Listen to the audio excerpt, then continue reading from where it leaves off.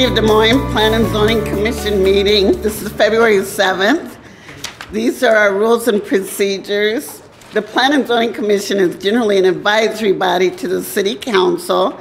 The City Council will hold a public hearing and then make a final decision on all matters before this commission other than site plans and subdivision plats, unless denials or conditional approvals are appealed. Please contact the city clerk or the community development staff for details on City Council hearings. Applicants tonight will be given 10 minutes to present their request, and then proponents and opponents from the public are then allowed to speak in that order, with each speaker being allowed a maximum of 5 minutes. The applicant is then allowed 5 minutes for rebuttal. The hearing is then closed and the commission will discuss and vote on the issue.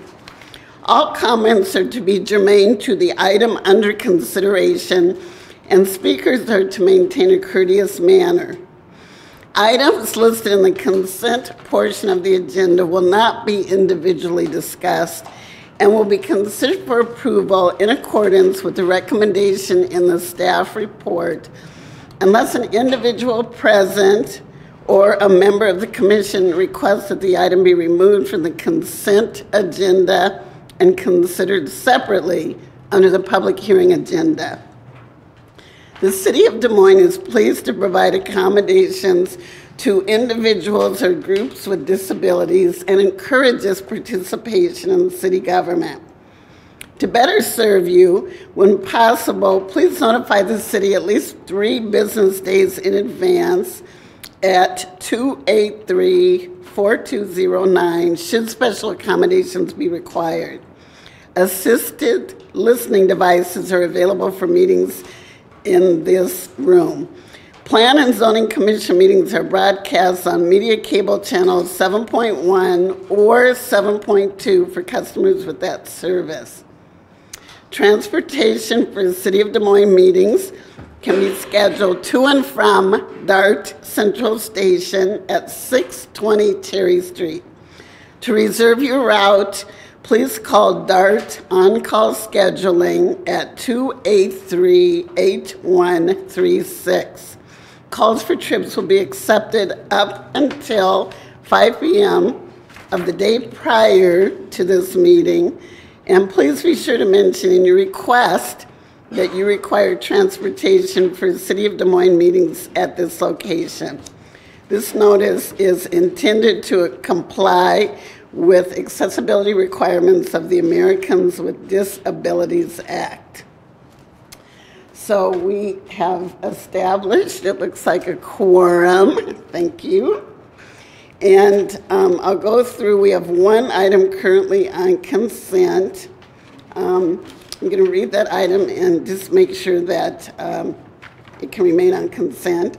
This is a request from the Des Moines Griffin Building at 319 7th Street for vacation of a 4-foot by 4-foot segment of the adjoining east-west alley to allow for a new egress door swing into the alley. Again, by being on consent item, that means that we will not hear this item unless, is there anyone in the public, in the audience tonight that wishes to hear this item? Seeing none, is there anyone on the commission that wishes to hear this item? Okay, we're going to pause for a minute because we might have some others to go to consent.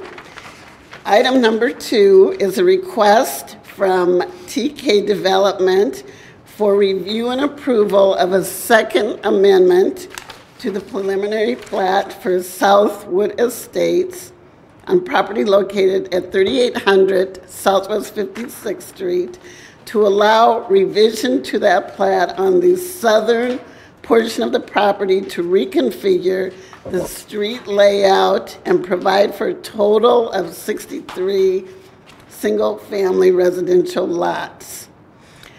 I understand that the applicant has agreed to the requirements recommended by the city. Is that correct? Is the applicant with us tonight to affirm that? And is that correct that you do agree? Okay, thank you. Is there anyone in the audience that does wish us to consider this item tonight? Otherwise, the commission will vote to put it on consent.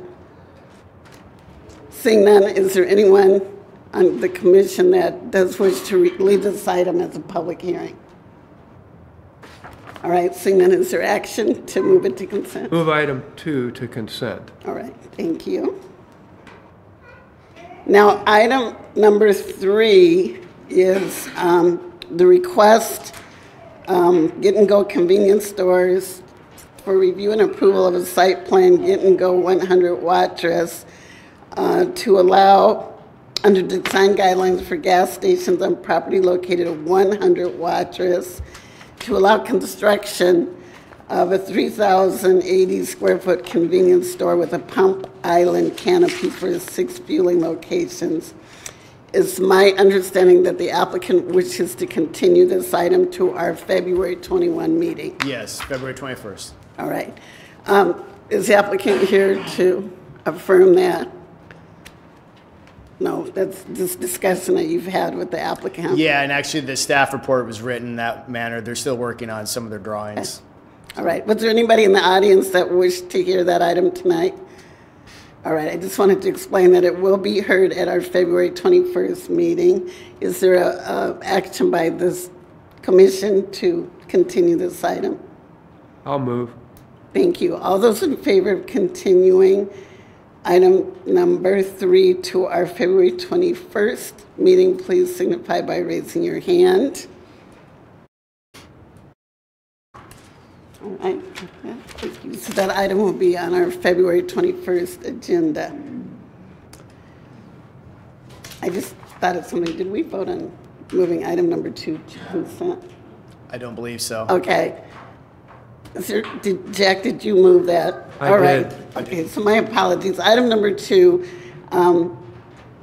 there was a motion to move this item to our consent agenda. Commission, all of those in favor of moving this item to consent, please signify by raising your hand. All right. Now, item number 4.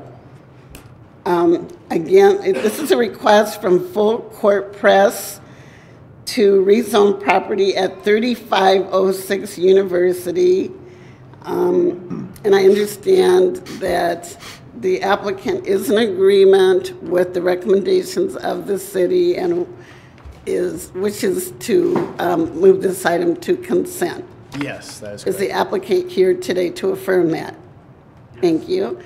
And is there anyone in the audience, though, that wishes to hear this item tonight? All right, seeing none, is there anyone on the commission? All right, is there? Thank you, Jan. All right, it's been moved that we move item number 4 to our consent agenda. All of those in favor, please signify by raising your hand. Thank you. All right, and then item number 6, which is a request from Brown Dog Realty to rezone property at 2110 Wakanda View Drive. Again, it's my understanding that the applicant is in agreement with the city's recommendations, and we could move this item to consent. Is the applicant with us tonight to affirm that? Is that correct, that you are in agreement? Thank you. Is there anyone in the audience, though, that wishes to hear this item tonight? All right, seeing none, is there action offered by the commission to move consent? I'll move to consent. Thank you, Dory.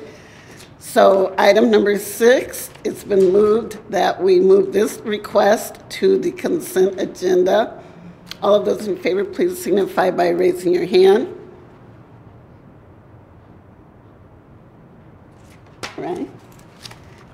So that concludes the items that I'm aware of for consent. And so at this time, is there a motion for items number 1, number 2, number 4, and number 6? So moved. Thank you. As part of the consent agenda, it's been moved that these items be approved as recommended by the city. Please raise your hand if you are in agreement. Thank you. All right. And thank you for those of you who came in for those. So we are ready to hear item number 5. Oh, minutes. Thank you. I'm just moving along real fast here. Well, now, is there any action for the minutes of the January 17th Plan and Zoning Commission meeting minutes? I'd move approval. Okay, all of those in favor, please signify by raising, oh, wait a minute. I'm not sure. Does it have to be moved by somebody who's present? Moved by somebody who was present. I can move, but I have to abstain. Right. That's okay, okay. All those in favor of the January 17th minutes, please signify by raising your hand. Got it? Were there any objections? Noted, just objections. All right, and then all those who need to abstain. Got it? Thank you. But thank you for wanting to move it along, Jack. All right, so now we are ready for item number 4, or I'm sorry, number 5. This is a request from Savannah Homes to rezone property located at 4320 East 46th Street. Chair, members of the commission, Jason Van Essen with the city planning staff. I'll show you an aerial identifying the subject property. This is a large tract of land currently zoned A1 with frontage along East 46th Street. Hubble Avenue to the north shows up a little bit, northwest. And the aerial, see some of the development pattern around it. The applicant submitted an application to rezone to an R160 designation. I did pass the cards around. They're making their way. This is the response map.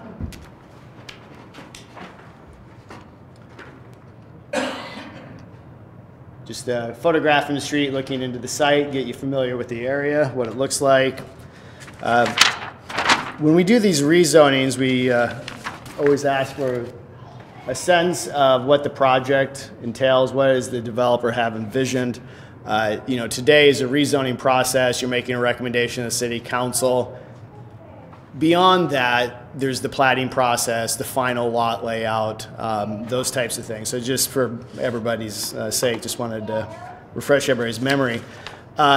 We are recommending approval of staff. There's single-family development in the area. It makes sense, as far as conforming with the future land use map. When we look at this proposal and other proposals like it, we've looked back to see what have we done for similar proposals. What types of conditions, what expectations have we put forth?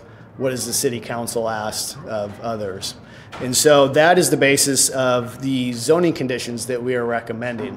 And I think probably what makes the most sense for me is just to walk through the list of those, and then if there's questions, then I can also talk a little bit about previous projects, previous things that have come before you, actions that you've taken, things that the city council has asked of others.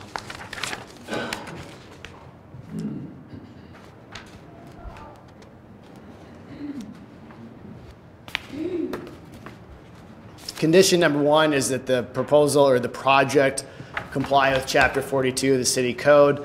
This is a requirement. They have to do this, but it's more for tracking purposes, put everybody on notice that there's the tree removal mitigation ordinance. So we always start with that. 2, the development upon the property shall include a minimum of 1 street tree per lot, and that it'll comply with the city's street tree policies. This is very standard for subdivisions and rezonings that have come through. We have some language about when it should be installed with regard to each house and issuance of CO. The property shall provide a north-south connection to the parcel to the south. This contemplates a cul-de-sac, but you can see, maybe my aerial does a better zoom out.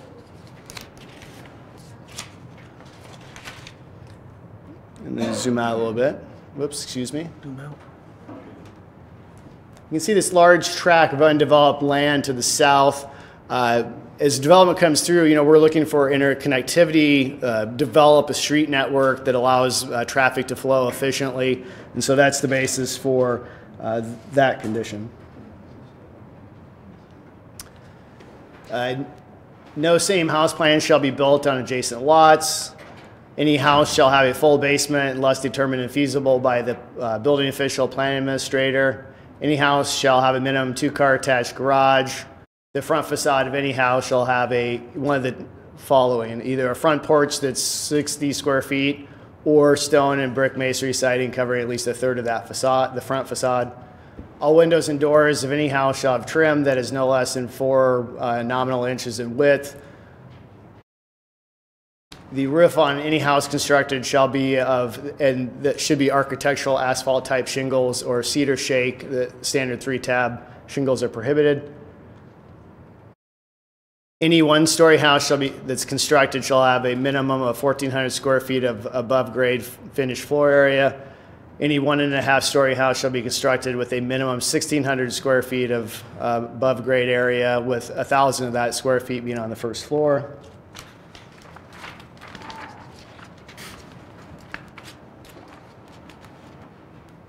Any 2-story house shall be constructed with a minimum of 1,800 square feet of above grade floor area and 1,000 square feet being on the first floor. The exterior materials of any house shall consist of a mix or one of the following: masonry, which is brick or stone; vinyl of no less than 0.04 thickness; cedar, masonite, or cement fiberboard; and any chain link fence shall have a black vinyl coating. We did look at some rezonings. I alluded to this when I first started talking about, you know, the last couple of years, and I don't want to go into a lot of detail, but I do just want to refresh everybody's memory of the last couple of years.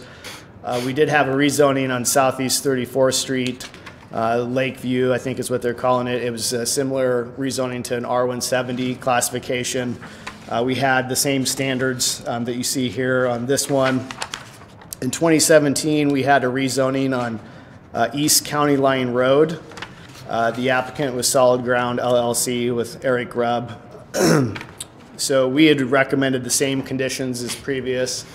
The Planning and Zoning Commission had sent an alternative recommendation to the City Council, which the applicant had agreed to all the other conditions, but the house size was a concern. So you had sent a recommendation that dialed that back a little bit. Once I got to City Council, they actually negotiated kind of a middle ground. So we were here, you were here, and the council ended up being in the middle. There was a little bit of flexibility, but for the most part, the numbers that were adopted in 2016 for that rezoning were carried forward.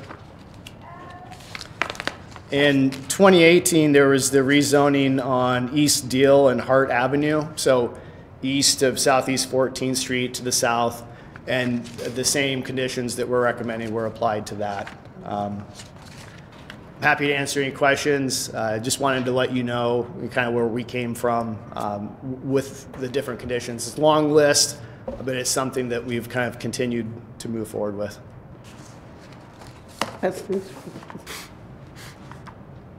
So what you're recommending is what the council ended up passing, correct or no? Yes. The one on County Line Road, there was a middle ground. Some of the lots, the council took what you recommended, but a lot of the lots, they required that higher number. So they kind of did a hybrid for that specific project. But the other two that I referenced match what we're recommending. So okay.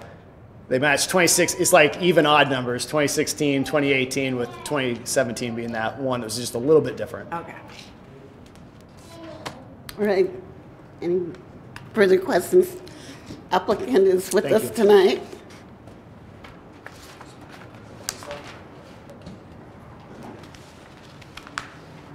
And of course, if you wouldn't mind your name and address. Zoom out a little. Zoom in. Out. That's pretty good. Chair, members of the commission, my name is Brent Culp. I'm with Snyder and Associates at 2727 Southwest Snyder Boulevard in Ankeny, Iowa. Representing the Longleaf development with me tonight is Ted Grove with Savannah Homes, who will be the developer on the project. Just kind of to get maybe a little better frame of reference is our development is the one with the 16 lots shown there, Hubble Avenue, 44th, 46th, Merced, and then the Delaware Elementary would be in that location. This development is 4.87 acres, so just under 5 acres. We are requesting it from A1 to an R160. I believe the lots down in here, it's a PUD, but those are 55-foot wide, so are a little larger setbacks as well. We held a neighborhood meeting on January 31st, and 7 folks attended. It wasn't 7 homes, I think it was 3 couples and then a single guy, so I think it was in 7 different locations, and they were basically adjacent, and then one of the gentlemen from over there was here with us as well. Our concept shows 16 lots on a cul-de-sac, making the a loop connection. We did look at sanitary sewer extension would be from here down. We've been working with, or will be working with, continue working with the adjacent neighbors. We have 2 options of running it down the east side of the street, jumping across, or coming down the west side of the street. We felt there was better benefit for the neighbors, and it's less intrusion for the elementary school over there. We felt it'd be about a $60,000 project by the time we get the sewer to the development and pay the connection fees and all that as well. As far as the water servicing, our development is on the west side. It's in great position to just extend it into the development.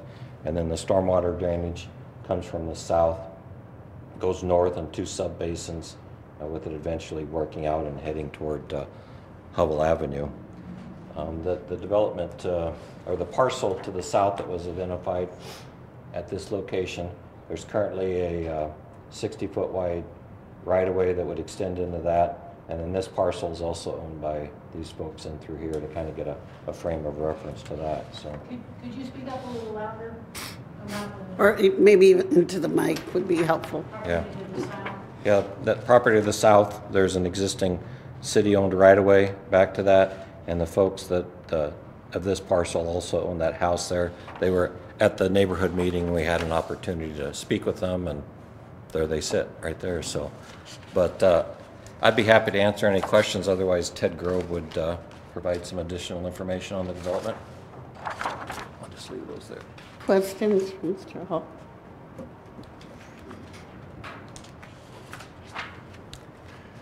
Madam Chairman, members of the Commission, my name is Ted Grove, and our company, one correction on the minutes, our company is now the owner of this parcel. I believe the deed was filed today.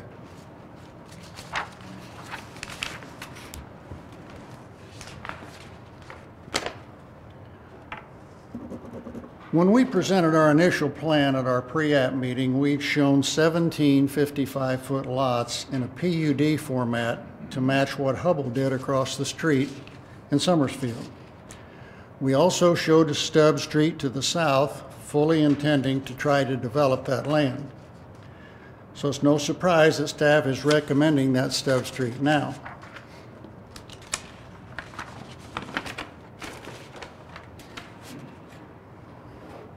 Since then, however, our rezoning request to R1A reduced the number of lots to 15, discarded the PUD concept, increased the size of those lots, and eliminated that stub street to the south. We eliminated that stub street because of new information. In staff's 14 recommendations, they are still asking for PUD-type restrictions and a stub street. We would ask the Commission to remove 3 of those recommendations.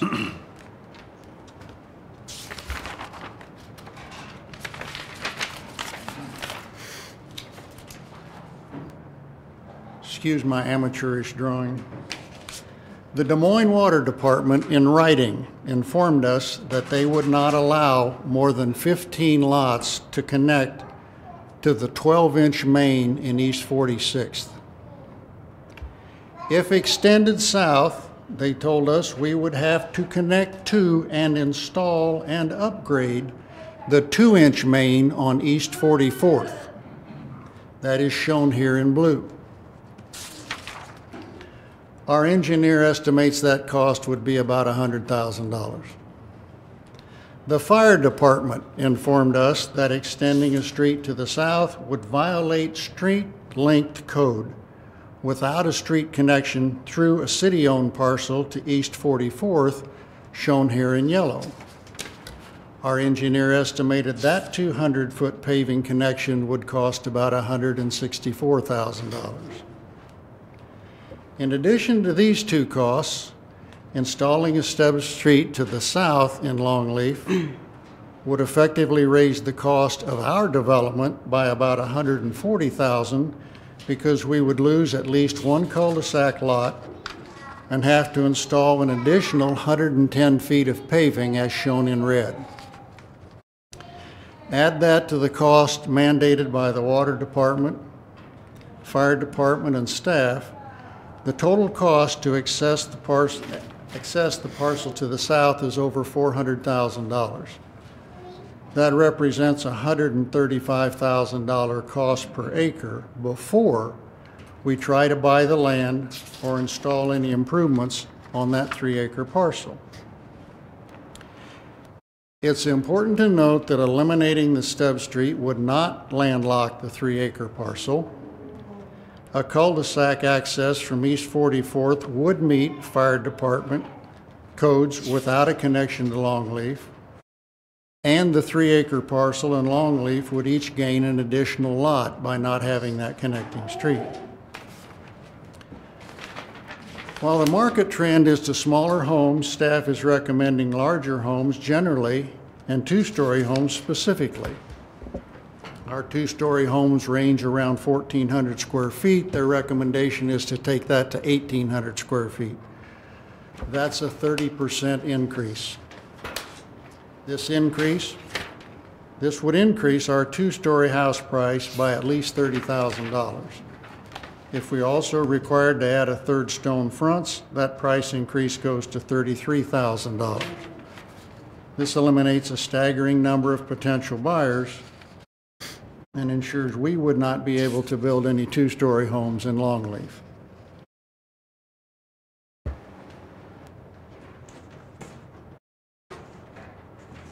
don't know if you can see these, but these 2 boards show 12 plans that we have built and sold in Summersfield and Brook Run Village. If you lay it flat, we can zoom. Yeah.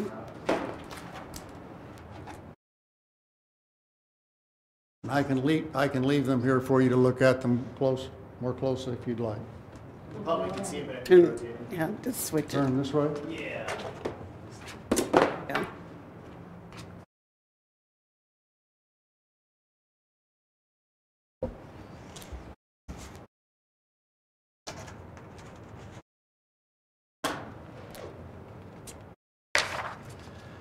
These also represent homes we are currently building in Des Moines, Bondurant, Altoona, and West Des Moines. Given staff recommendations, we could not build any of these homes in Longleaf.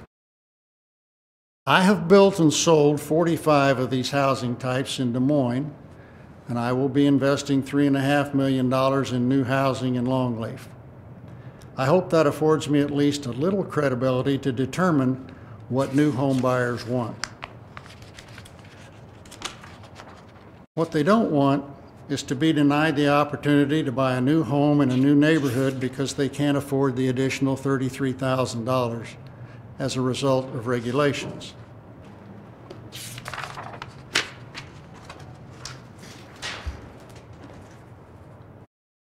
Could you zoom in on that?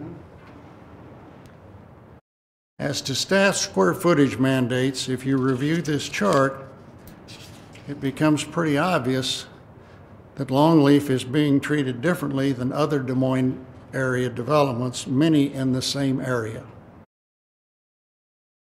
These are ranch square footage requirements in 5 other developments of 1,100 to 1,300, and all of the 2 stories are 1,400 to 1,450. We are being asked to increase the ranches to 1,400 and the 2 stories to 1,800. We ask that you eliminate the stub street requirement, the stone face requirement, and reduce the square footage requirements to match existing Des Moines developments. We think most planners would agree that repurposing of infill sites is a preferred approach to land development. We hope the city will agree and allow us to build new homes that we believe will sell. Thank you very much for your time. I'll be happy to answer any questions that anybody has. So you agree with all but 3, which exact? Which 3 are I the mean, the last 2, recommendations? right? 7B. Oh, so, The stub street, I figured 12. the square footage, yeah. and the stone requirement. Is that 13? About the porch that goes with the stuff. So isn't it 12? Same thing. I don't want either of those as a regulation. 7 and 12. 7. So 7, 10, and 12, is that? I'm sorry, I don't have the agenda in front of me. One thing you don't agree with? Madam Chair. Number 3. Number 3 is the stub street. Okay, Oh, yeah. so not 10. 12. 3, 7, and 12. Well, he wants 10 because he wants less than 1,400 Right. square feet for a ranch. So if I may, the item, condition numbers 3, 7, 10, 11, and 12. Uh-huh. Okay. And you're fine with all the others? Yes, ma'am. Any other questions, Mr. Rowe? I have a question, please. What, you have a number of different models here that you've shown us. Which do you feel would be most appropriate for this site? I would like to be able to offer all of them. We have, there's 12 homes shown here, and we have 15 lots to build on. There's actually 16 lots, but one of those is an existing house that we're remodeling. And then, do you own the 3-acre parcel? I do not. It had been my intention at our pre-app meeting to make an attempt to try to purchase that and develop it along with Longleaf. Once I got the regulations from the water department and the fire department, it appeared to me to be financially infeasible to do so. Thank you. Seeing no other questions, thank you. Thank you. Is there anyone in the audience that wishes to speak in favor of the applicant's proposal? All right, seeing none, is there anyone in the audience that has questions, concerns? Yeah, come forward.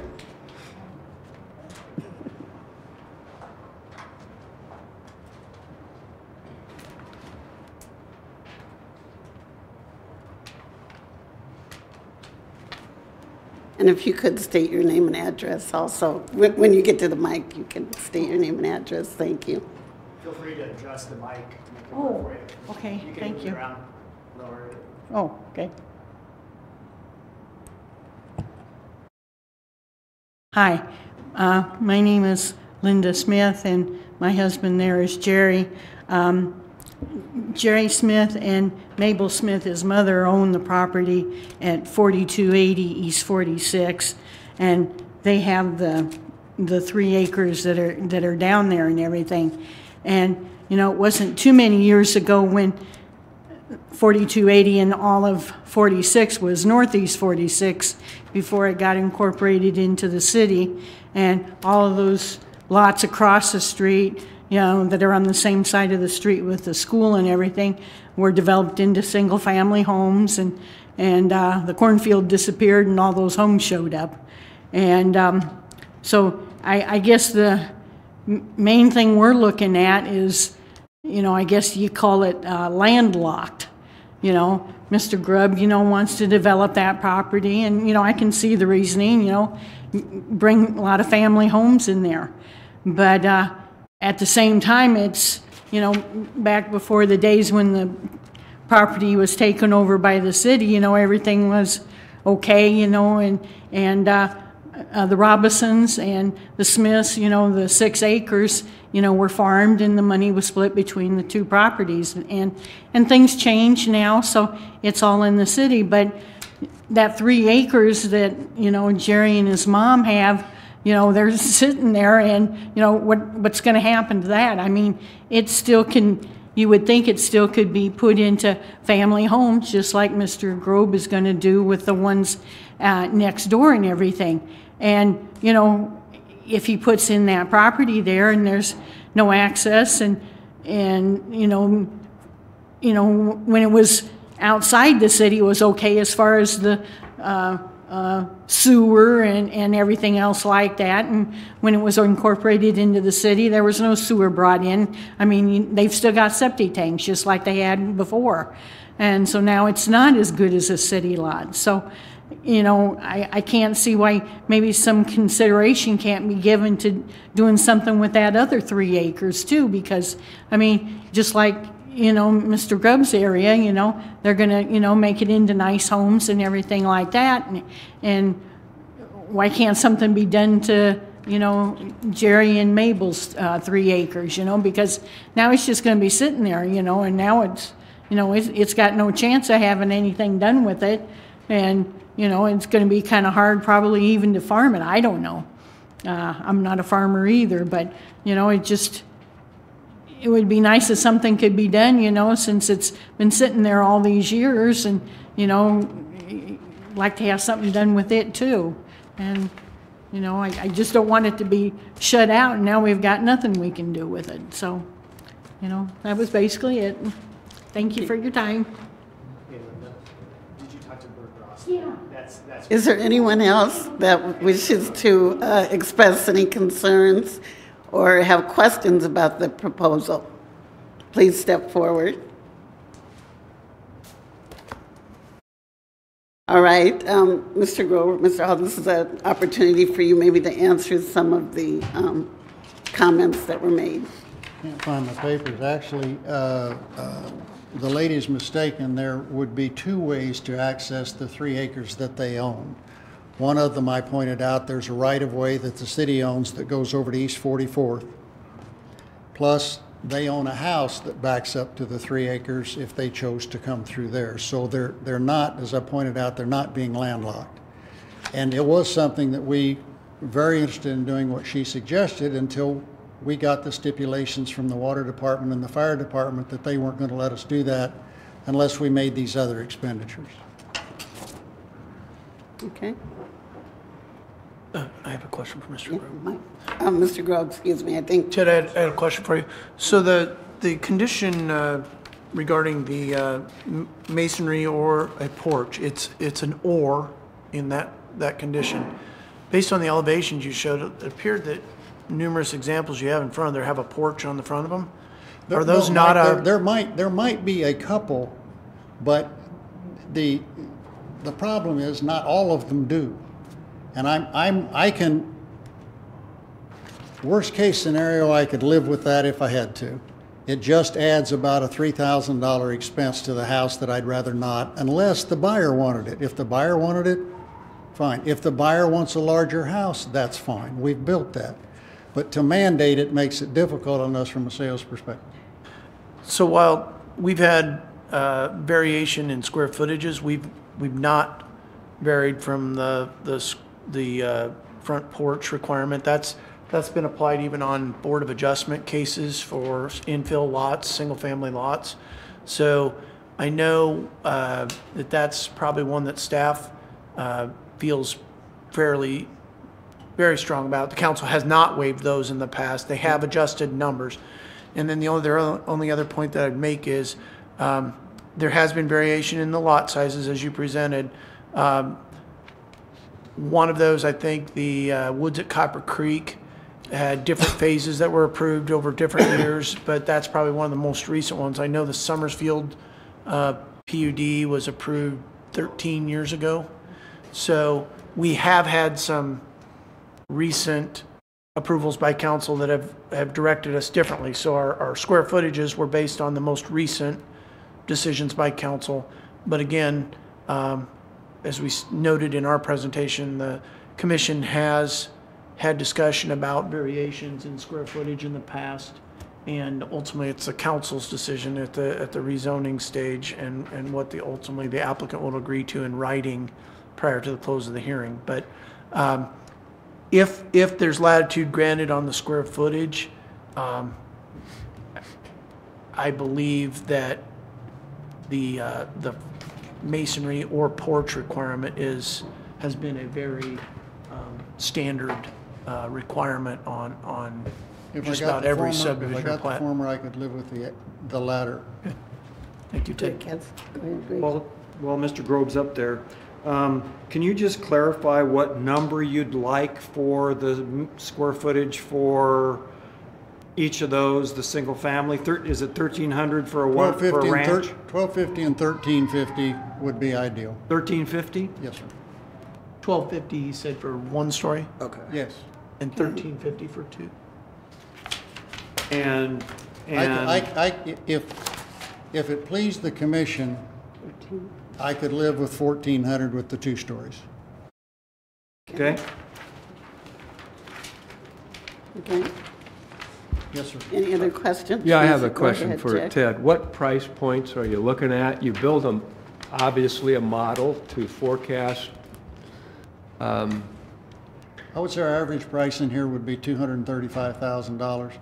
One of the things that that enables us to do when we enter larger lots, we don't build third-car garages because of the cost, but we site the homes so they can be added if somebody wants to, or if somebody wants a custom and they want a 3-car garage.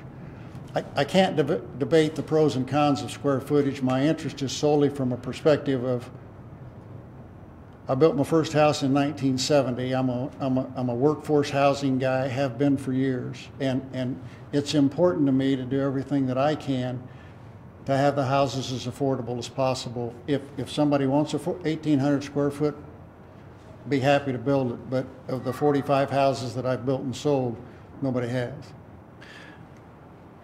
And For those 45 houses in the city of Des Moines at this price point we're speaking of, roughly Exactly. 235,000. They were in either Brook Run Village or Summersfield, in some cases going all the way back to Sawyer's Landing. So yes, they were.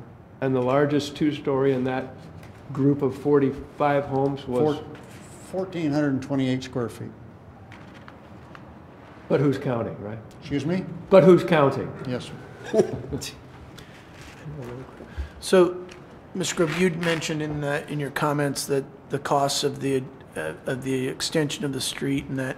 So, if the water line in 44, that's where the access comes, they have to upgrade that, cost that water line to come into the property to develop that parcel. If it just comes off East 44th, they're going to have a 200-foot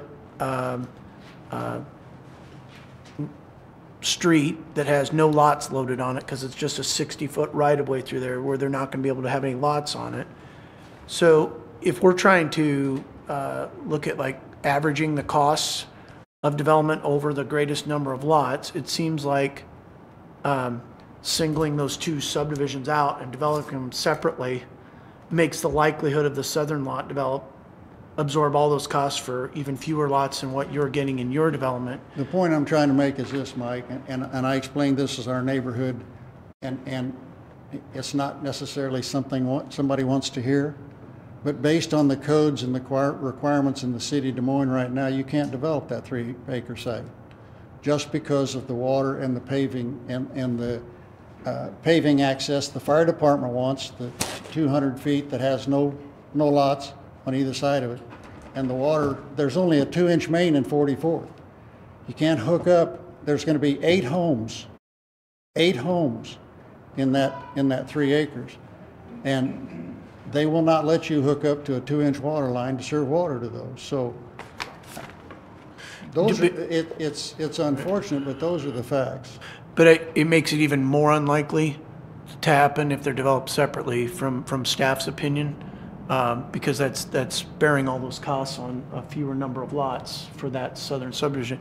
If there were the opportunity to extend a street and connect and loop water mains, we felt there might be a greater opportunity to have that 3 acres to the south develop as well. So those were our thoughts on it, and I just wanted to get your comments In the on real it. world, Mike, you're gonna have to have me put in a stub street that's A, never gonna be used, and B, you're gonna want a temporary turnaround on it for about $2,000–3,000. That's what's gonna be the reality of the situation.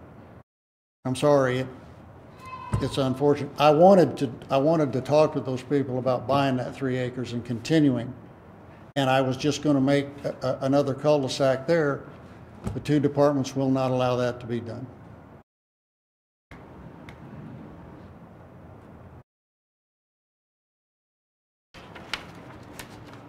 Any other questions for So Mr. Grove? we're talking about a lot of the things that you want relieved, Mr. Grove, but at the end of the day, the connection makes or breaks the deal, right? Right. That's what we're talking about. Okay. Can you say your last comment The again? connection, if we don't remove the connection, it breaks the deal. So the stuff, that's the question I asked. Okay. Can you say it a little louder? Yeah, I asked him if we don't relieve from the connection, whether that makes or breaks the deal, and he said yes. What it does is I end up building 5 lots on East 46th Street, on the frontage that we have there now.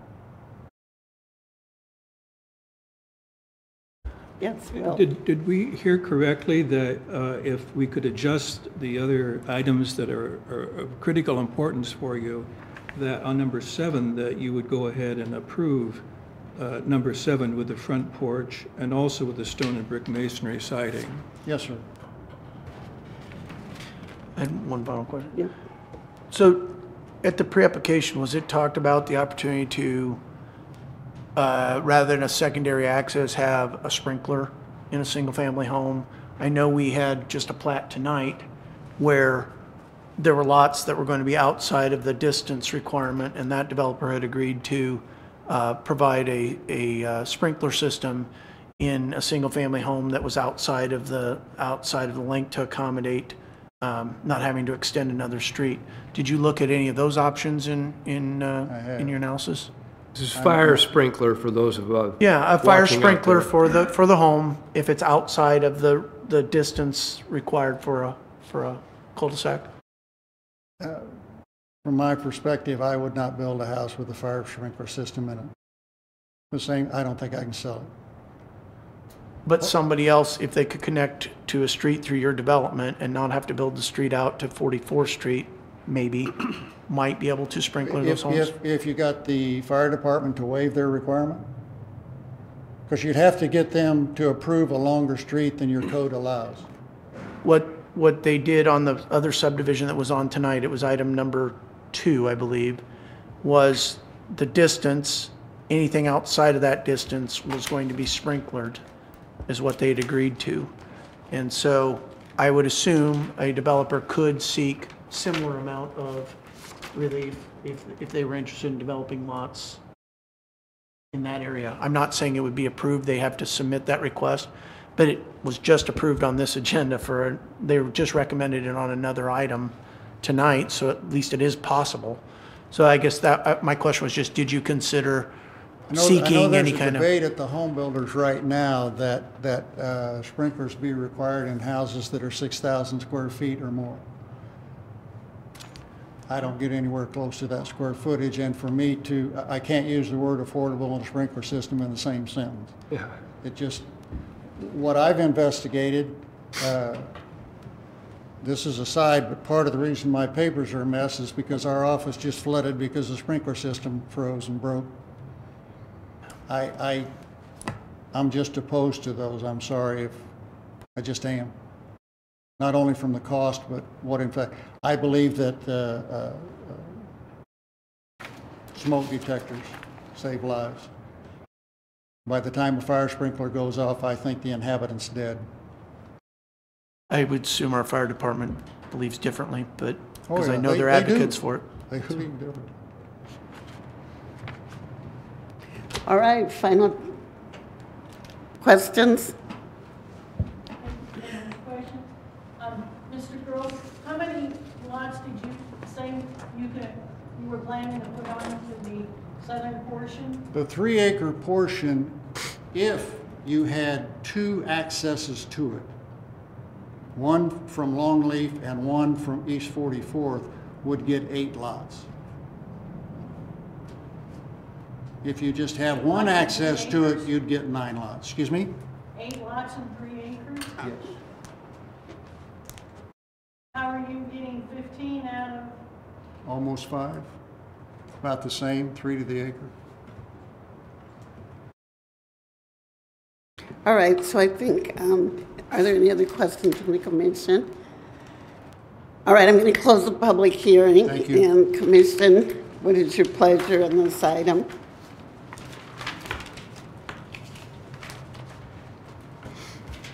Can I go on for just another? No, the public hearing is closed.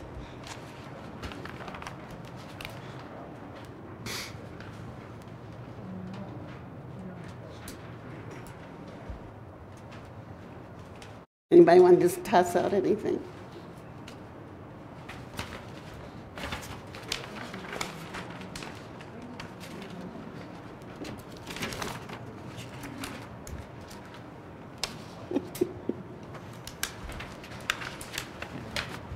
Would you, Madam Chair, or Yes.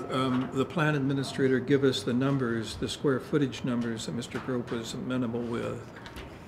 I have on the 1 story, 1250 1250. and 1350. And, yep, and then on the 2 story, up to 14. Could you say that once again in It's loud way? 1250, so 1350, and 1400. Thank you.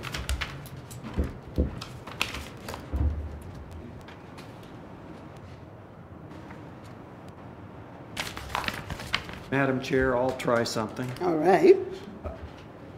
I really wish, on item number 3, the stub street, I really wish there was a logical, I understand staff's concern, and I understand Mr. Grove's concern, and I don't know how to mate the two together right here and now. If he's adamant that it won't work, and he builds 5 lots along the front of it and meets the criteria, that seems almost as ridiculous as leaving the 3 acres alone. So I'll make a motion that we strike item 3, which is the stub street. Leave item 7 alone since he thought he could live with that one. And allow him to reduce number 10 to 1,250 square feet, number 11 to 1,350 square feet, and item 12 to 1,400 square feet as he requested. Everything else alone.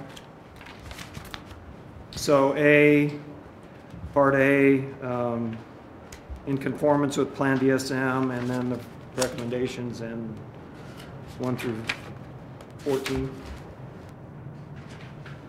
All right, so I'll repeat. The motion is staff recommendation for Part A, staff recommendation for Part B with the exception of number 3, and on item number 10, up to a minimum of 1,250, on item number 11, up to a minimum of 1,350, and item number 12, up to a minimum of 1,400. Right? All right. All those in favor of the motion as read, please signify by raising your hand.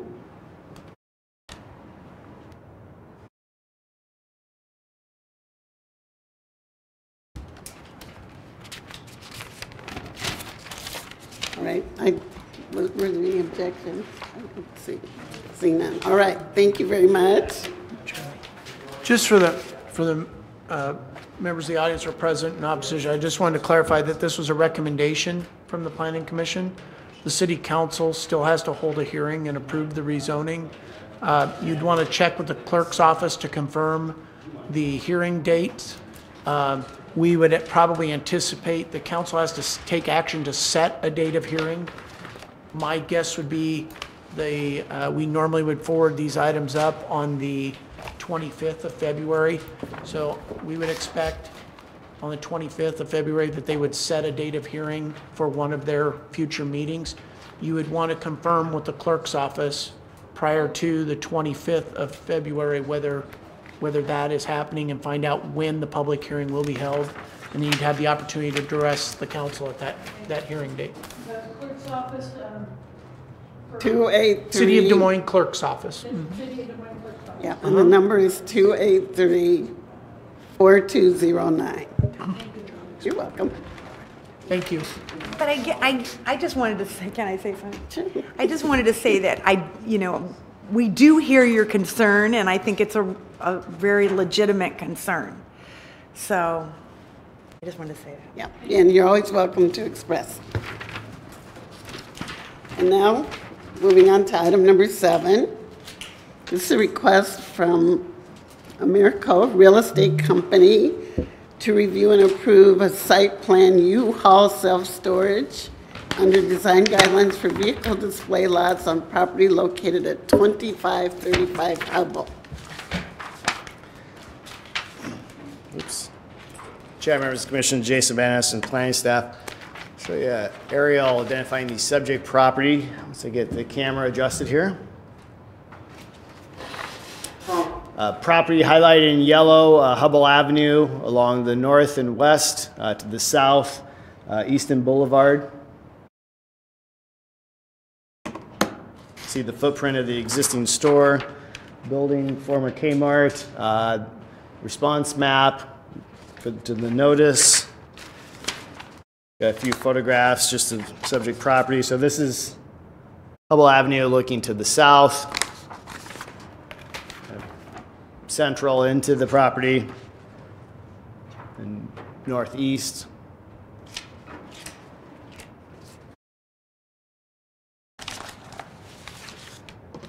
So the item is before you as a site plan review due to the display lot. The proposal to reuse the building is for a mini warehouse. That would typically be reviewed administratively, site plan process, but they also have an area they wish to display U-Haul vehicles. And so that triggers conformance with the design standards for display and for hire vehicles. And so that's why it's here tonight before you. In addition, the other part of their request that would kick this up to you, even if we weren't talking about the vehicle display lot, is the request of waiving some landscape standards. And I'll dive into that in the presentation, but I just kind of wanted to lay out the process. So those of you that maybe have seen the most recent agenda from the Zoning Board of Adjustment may recall or be aware that this property went before the board not too long ago, back on, let's see, it would have been last month. And the reason they went to the board, they had talked about doing some outbuildings that would be a more traditional mini warehouse. They were going to be longer than what our zoning ordinance allows a storage unit of that type to be, which is 25 feet. They also technically needed relief to be able to use the Kmart building as mini warehouse in order to comply with the zoning ordinance definition of what a mini warehouse is. Through that process, they withdrew the request to do the small buildings. That's no longer part of the request. And so the mini warehouse function now, with the site plan that you'll see tonight, is all taking place within the Kmart building, which will be remodeled. And so out on the site, you would have the display lot. So when the board granted that variance, they did have a rationale for why they did so, and they also talked a little bit about minimizing impacts. And I'll touch on this a little bit later, but they did note the need to do site improvements such as landscaping beyond the minimum standards in order to offset the impacts of the relief that was being issued.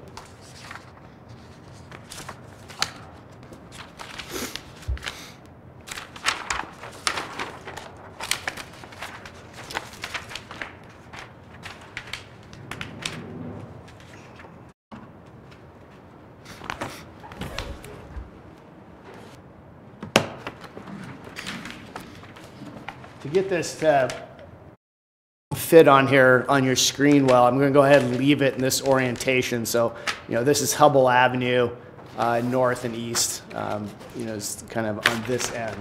So you can see the existing building a display area up in this, queuing for the U-Hauls, display here, display is being designated here, employee parking, some customer parking.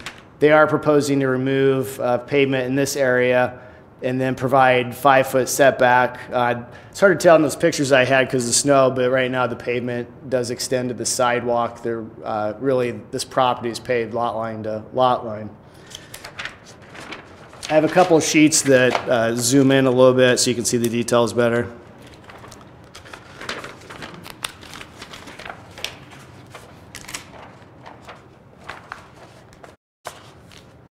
So this is the kind of, I'll just call it the southern part of the proposal, Easton Boulevard along here.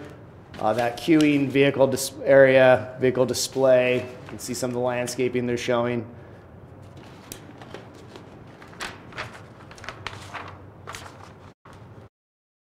And this is the more northern end of the building and landscaping through here.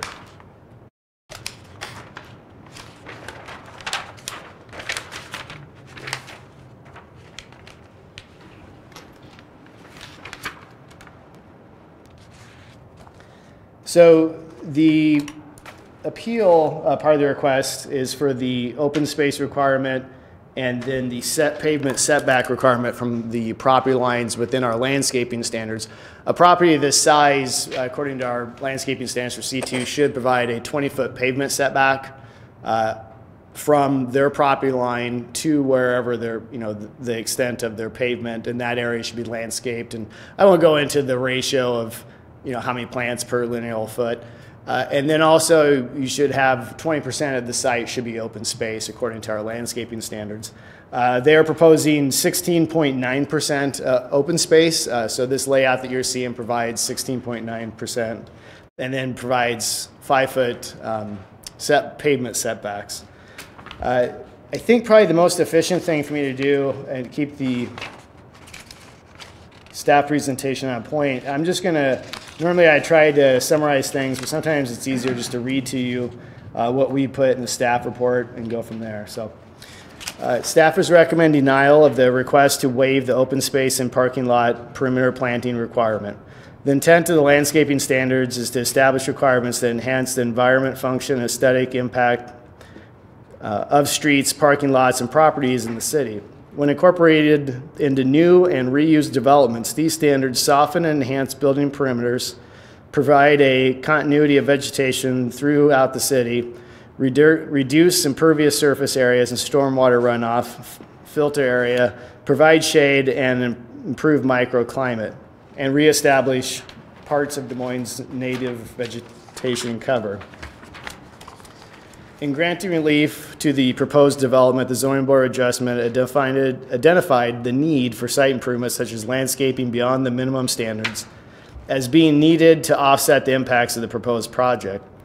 The engineering department has expressed their opposition to the requested waiver because the maximum amount of pervious surface should be provided on site due to the property's location in a floodplain and lack of existing stormwater facilities.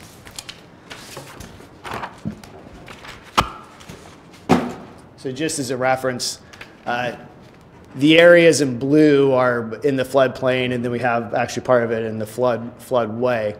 And so that's what's referenced by our engineering department. Development in those areas are subject to Chapter 50 floodplain regulations of the municipal code.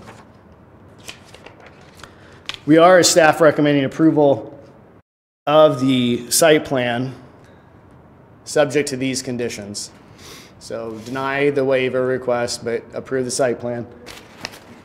Compliance with all administrative review requirements of the city's permit and development center. Compliance with the city's landscaping standards for C2 district, including but not limited to parking lot, perimeter, and open space requirements. Provision of off-street parking in accordance with the zoning ordinance. That's really just a clarification. The site plan didn't use or provide parking calculation. Obviously, this site's very large. We should be able to hit that, no problem. Removal of all pavement not needed for parking, display, maneuvering to the satisfaction of the planning administrator. And in the body of the report, I talked a little bit about an estimation on how much pavement that would probably end up requiring. I think you can, I'll zoom back out.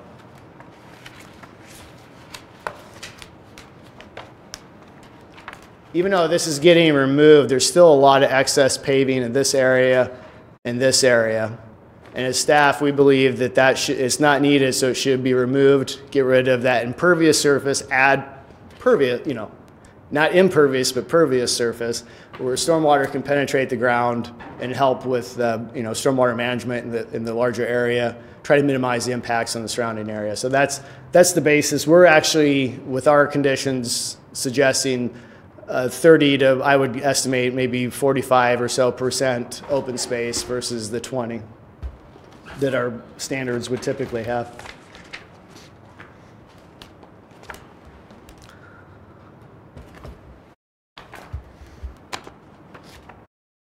Provision of curbing around all landscape areas to the satisfaction of the planning administrator. I think that's their intent, but it was just hard to tell in the site plan if it was being provided or not. All rooftop mechanical equipment shall be screened with material that is architecturally compatible with the building to the satisfaction of the planning administrator. 7, all utility meters, transformers, ground-mounted equipment, or other utilities shall be placed along the rear or side facades and screened to the satisfaction of the planning administrator. These last couple, you hear those all the time, but we want to make sure those are covered. Happy to answer any questions you have for staff. I guess before I jump to that, I do have building elevations for you to look at. They've submitted these. We don't have architectural standards for display lot, but they are required to have their architecture reviewed by staff per the Zoning Board of Adjustments action. You can see they are planning to modify and paint the front and alter kind of the entrance configuration.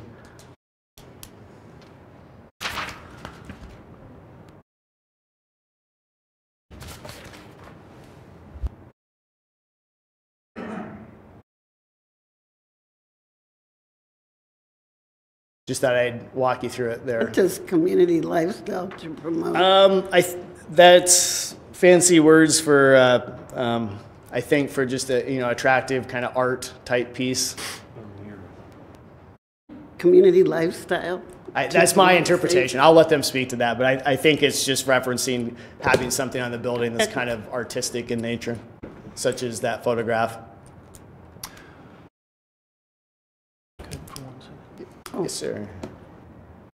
Somebody have a question? I might have missed something, Jason, but at the top of your presentation, you said something about vehicle display lot, and you said something about signs. Did you say anything about that in any more detail later on? Oh, I just pointed out that the display lot is the display of the U-Haul vehicles. Right. And so I just pointed out these shaded areas along Hubble where they would be parked in the display area. They have to mark those in the field so that from an enforcement standpoint, we know where those vehicles would be allowed to be displayed. And then this area is a kind of a queuing pickup drop-off truck area.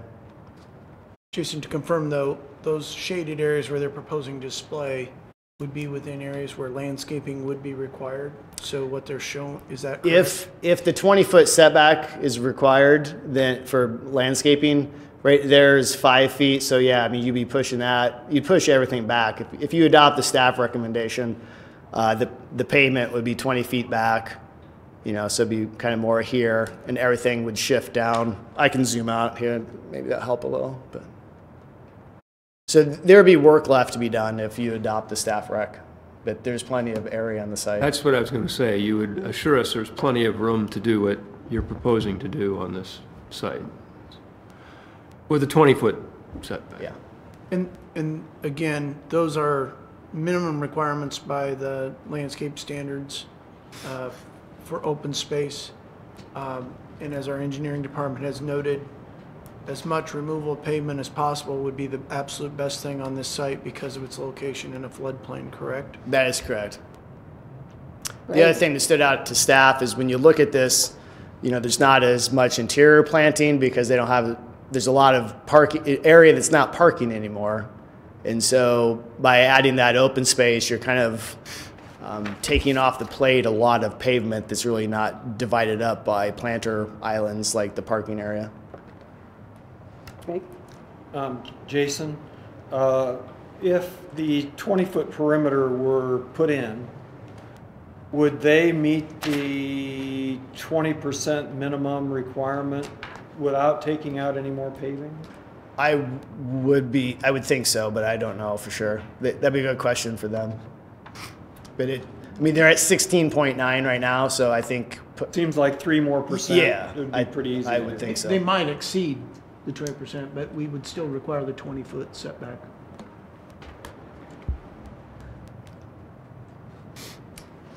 If there's no other questions for Jason, the applicant, Thank you. can come forward.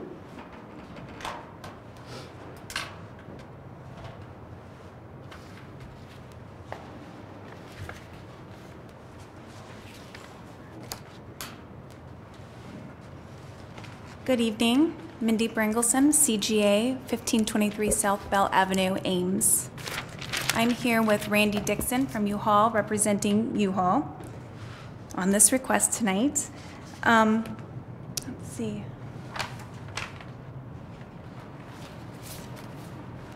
Oops. That's Sorry. Just Okay. let me know what you need. Yeah, I just kind of want to look at the whole site, if you don't mind. Jason did a nice job kind of summarizing what U-Haul is proposing for this site. The one thing that I do want to point out is, as he mentioned, there's a good portion of the site in the floodway. In fact, it's 27% of the site is in the floodway. That includes all of this area and all of this area. So in looking at this, specifically the floodway, in the current landscape standards requires, so many trees and shrubs within the open space, and in that area, for 20% of it, we would be required to plant 86 trees and 129 shrubs in the floodway. However, engineering staff has requested anything that's in the floodway would require an in-depth study to show that it doesn't change, obviously, flood elevations.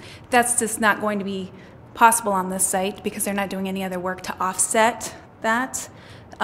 So what we are recommending, and this is one thing that wasn't really pointed out, is that the areas that we are removing pavement would be replaced with native plantings in this area, which will be much more beneficial than trees and shrubs. And they would not impact any flows through that area. So that's one thing I did want to point out on the site. The rest of this floodway back in here is actually kind of back of house servicing pavement that is intended to remain in place for U-Haul's use and to get back to mechanical equipment as it is currently being used. Basically, that's the most. Oh, the other thing I do want to point out too is that in this area, these are loading areas. So you'll have people backing vehicles in and out, U-Haul trucks in and out. If you've ever rented a U-Haul yourself, you may know that most people who are driving these are not experienced truck drivers. So it's really beneficial to them to not have much curbing in the area because it damages their trucks when people drive over that. So they would like to keep any of these landscape islands kind of out of that area where those vehicles would be maneuvering. So I'm going to let Randy speak, unless you have any questions for me for the site. Randy can speak to you about some of the signs that you had questions about and some of the operations. Any questions? Okay, 3 minutes, thank you. Mom.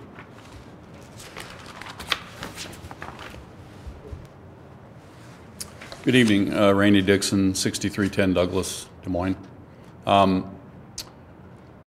We're very excited about being able to repurpose this building, which typically something this large kind of sits dark for quite some time, falls into disrepair, begins to look unsightly.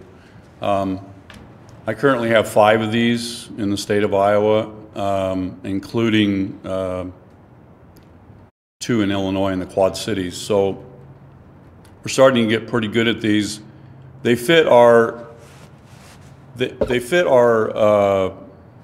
business much better. The customers like storage to go along with the truck rentals. So as a result, it requires a bigger facility than what you're used to seeing The other 3 company stores we have here in town were purchased in the early 80s, and at that point in time, they were sufficient. Well, they no longer are, so for us to elevate ourselves to community standards, we need these larger facilities. We're trying to be careful not to crowd the lot too much because we need maneuverability for the customers to get in and out and around the site. As Mindy indicated, they're generally not adept at driving some of the larger trucks. And then we have also semi-trucks that come in to deliver our boxes, so they need to be able to get in and out of the site as well.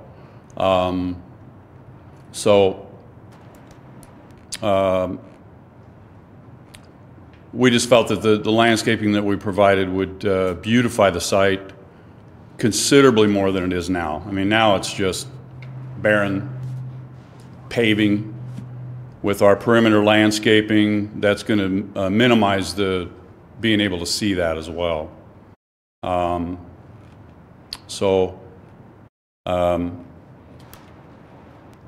If you have any other questions, I'd be glad to answer them for you.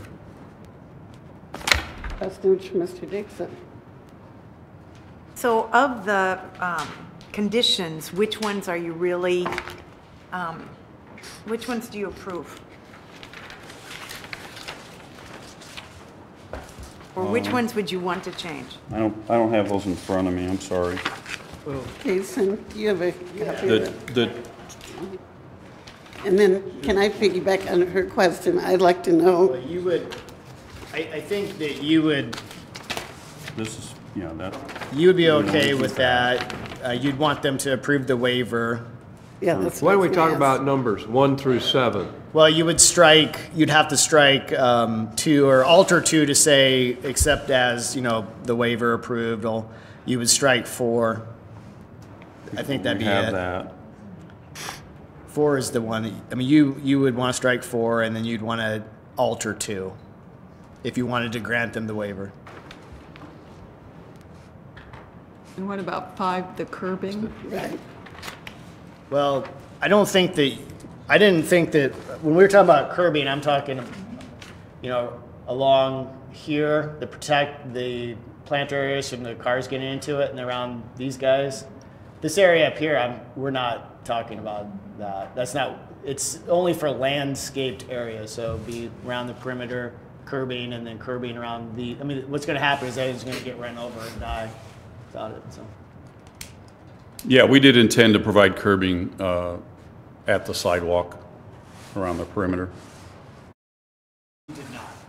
No, we have intended to do. Oh, you intended, okay. The only place we didn't necessarily want them is at the islands, because in our experience, these ones? Yeah, the trucks will turn short and hit those and pop a tire.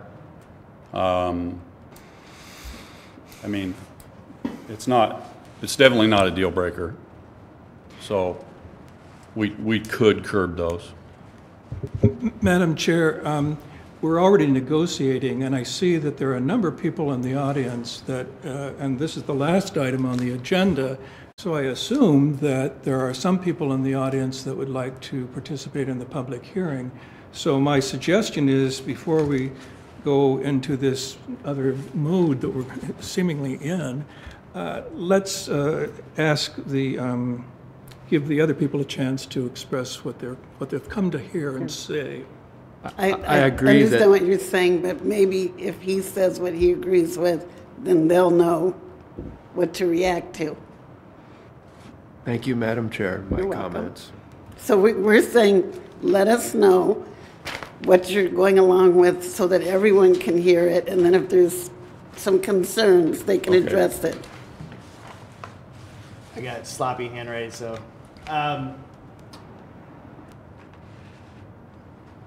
Just to make sure we're all on the same page in the room here.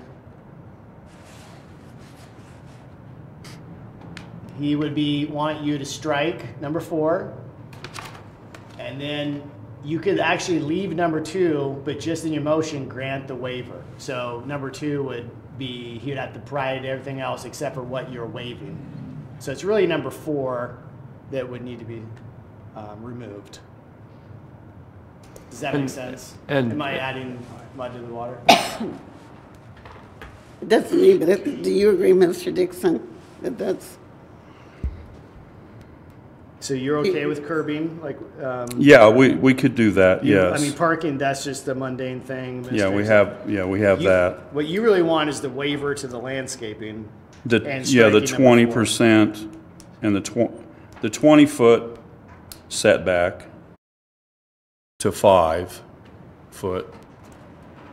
And that's not listed in the conditions, because in the staff report, we recommended denial of the waiver. Right. So. Yeah, okay. And then I'm not sure what you mean by striking that. Well, this implies that any area that we think is staff that you should remove, because from our perspective, we didn't feel like this was needed. Okay. And there's probably area up here that's not needed. Okay. So that's what for. So if you want to keep pavement, that excess pavement there and here, then you would want 4 struck. Okay, correct. Jason, isn't there a loading dock in the back? Yeah, there's still be pavement here, and then I wouldn't, as staff, we wouldn't ask them to come all the way over, but enough space for a turning radius. Even aisle. That's our thoughts. Okay, so I think we understand what you're looking for. So now we'll hear if there's anyone else who would like to speak in favor of the request. All right, seeing none, then if there are questions or concerns, please come forward and we'll hear those.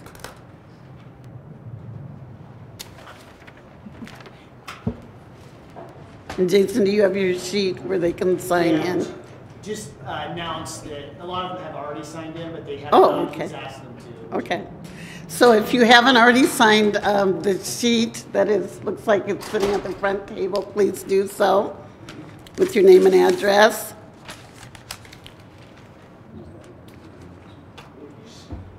Ready for you, You know, the Skip? council asked many times to get a longer boom, but. For you? I think we need to raise taxes to get it. Madam Chair and Commissioners, thank you very much for allowing me to speak here tonight. My name is Skip Moore, 3822 East 28th Street. And the reason I'm up here tonight was I was part of the committee that was established to put together design guidelines for the city of Des Moines. And I'd like to point out before I get there, a little history on this. Before Kmart was built, it was a cornfield. Then they built Kmart, and the north end was a hinky-dinky grocery store. My dad happened to be district manager for Hinky Dinky, and I've never heard that there was ever an issue with delivery trucks or semi-trucks getting in and around that lot. It is a very large lot if you look at it. When Preston Daniels was mayor of the city of Des Moines, a group of concerned residents got together and went and met with him and said, we need a beautification committee. And some of the people on that committee that come to mind is Janice Ruan, Susie McBroom, Judy McCarty, C.J. Stevens. There were quite a few people. What they came to realize was we had no, I call them beautification standards. They ended up design guidelines, but we didn't have any. So they spent quite a period of time researching what was going on around the rest of the country. They went back to the mayor and asked the mayor and the city manager to establish a staff committee on beautification standards. And I was the municipal arborist, so I was one of the people that was put on that committee. I very definitely remember the very first meeting. We were handed the beautification standards from Chicago, a disc from them, all kinds of paperwork, and we were told, look, this is what we want. Just cross out Chicago and put Des Moines all the way through this document. So we all decided to go home, let's read these documents, come back at a later date. When we came back at a later date, it was a unanimous agreement that to go from nothing to what Chicago had, there would have been problems in this city. We'd have never got anything done. So we spent a long time, and it seems to me a year to year and a half, putting together design guidelines. And this came about as part of, we had issues with used car lots, especially on East University and Southeast 14th Street. And if you go drive them now, you will see the results of the display lots and what they've done with beautification standards. I'm up here tonight to ask you to deny their request on the peripheral. I think it's very important. And I think there's another issue here, and that's the intent of the owner. I heard a couple complaints today and drove over there. He's already got trucks on the lot, and where are they? They're parked with the front bumpers up to the sidewalk on Hubble and up to the sidewalk on Easton. And first of all, I don't think this is permissible. We all know that the street right-of-way runs behind the sidewalk somewhere. But display lots, if they can get by with it, they will pull their vehicles all the way out to the curb. And we've seen that historically. I think that this would be a good move there. It helps to soften the blow of that lot. I know there's a lot of people who are saying we don't want them going in there at all. I'm not going to dispute that. Evidently it's zoned for it. They want to put it in there. They've got some variances, but I am here for the beautification, and I think that it's very important that this group, you're holding the beautification of the city of Des Moines in your hands on this. And I think there should be a denial of the request on that 20-foot buffer around that lot. Thank you. All right, thank you. Questions, Mr. Moore? Thank you. Thank you.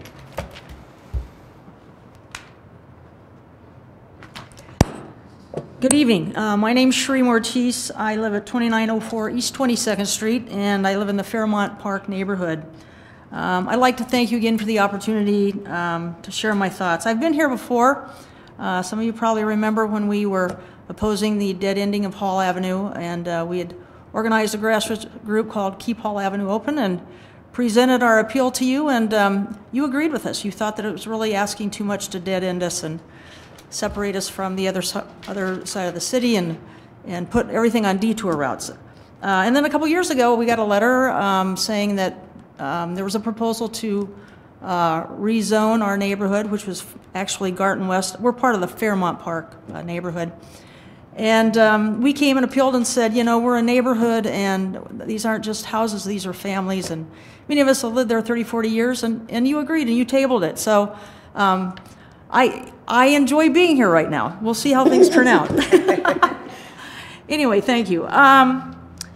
So today I'm here because I am concerned about the transformation that's going on at the Kmart property, the transformation to a U-Haul mini storage unit, and what is subsequently going to be the display of trucks facing the Hubble Avenue corridor, which is a very important corridor for us. And I am concerned about the landscaping. I think unless they're going to make, grow some really gigantic trees I don't know, give them some kind of growth element that's going to make them grow quickly, I think it's going to be really hard to soften the appearance of that industrial space. It is a huge lot. And to have trucks kind of strewn out and about, I can't imagine, there are, as was testified, there are inexperienced people coming in and out of there. Hubble is a very important corridor. At times it is busy. And I'm just really concerned about, the safety of our neighborhoods and people using that area. The developer requested a waiver of the minimum open space area and the minimum 20-foot deep perimeter lot landscaping area, and the city staff is recommending denial of that waiver, and I agree with that. I think there's a lot more that would have to be done to really buffer that. But, the biggest concern I have is just that the fact of the matter is that we knew this was going to happen. There's been no upgrades to that Kmart in years. And so, we've all been saying, what can go in there, what can go in there? And East Siders have had a lot of ideas. We've lost, we don't have a theater, we don't have bowling alley anymore, we don't have any recreation for kids. And so when I posted it on my Keep Hall Avenue Open Facebook page, because I've continued to kind of administer that because it is kind of a rallying point when things come up.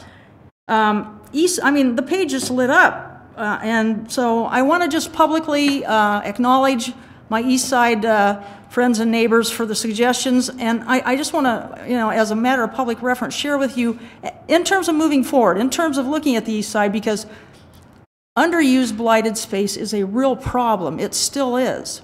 And I just feel like we're passing up one opportunity after another.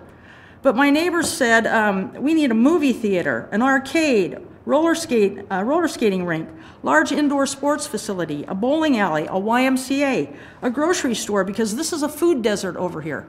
There is an Aldi's on University, which I shop there, but it's a much more limited inventory. It's really hard to meet your basic needs. And so Eastsiders are really frustrated that we are driving out to Altoona and Ankeny, spending a lot of time and a lot of money, and we want to spend that money locally. We want the taxes. We want the enhancement for our neighborhoods, because this is really a burden on our wage workers that are living paycheck to paycheck and our elderly. But I can tell you one thing that's thriving on the East Side, and it's our payday lenders, because we are circled by them.